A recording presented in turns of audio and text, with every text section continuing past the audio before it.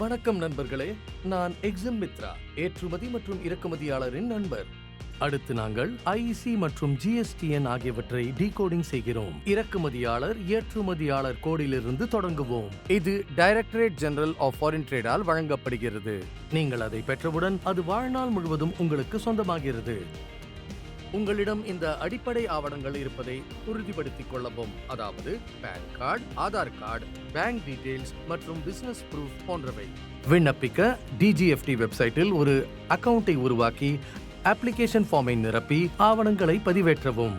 DGFT உங்களுக்கு ஒரு ஐஇசியை வழங்கும். இப்போது சரக்கு மற்றும் சேவை வரி ஐடென்டிஃபிகேஷன் நம்பர்.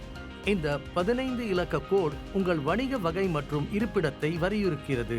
ஜிஎஸ்டிஎன் விண்ணப்பத்திற்கு தேவையான சில அடிப்படை ஆவணங்கள் பின்வருமாறு. ஆன்லைனில் விண்ணப்பிக்கவும் அல்லது ஜிஎஸ்டி மையத்திற்கு செல்லவும். நினைவில் கொள்ளுங்கள், வெளிநாட்டு வர்த்தக கொள்கை 2023 அத்தியாயம் 2 மற்றும் பிரிவு 2.05 படி எந்த ஒரு ஏற்றுமதி இறக்குமதி நடவடிக்கைகளையும் மேற்கொள்வதற்கு ஐஇசி பெறுவது கட்டாயமாகும். ஜிஎஸ்டி அமலாக்கத்தின் விளைவாக ஒரு நிறுவனத்தின் தனித்துவமான அடையாளத்தை பராமரிக்கும் நோக்கில் ஐஇசி இப்போது பான் போலவே ஆன்லைன் விண்ணப்பத்தின் அடிப்படையில் டிஜிஎஃப்டியால் தனியாக வழங்கப்படுகிறது. எனவே எதுவாக இருந்தாலும் இந்திய அரசால் மேலும் எளிமைப்படுத்தப்படும் வரை ஏற்றுமதிக்காக ஐஇசி அவசியம்.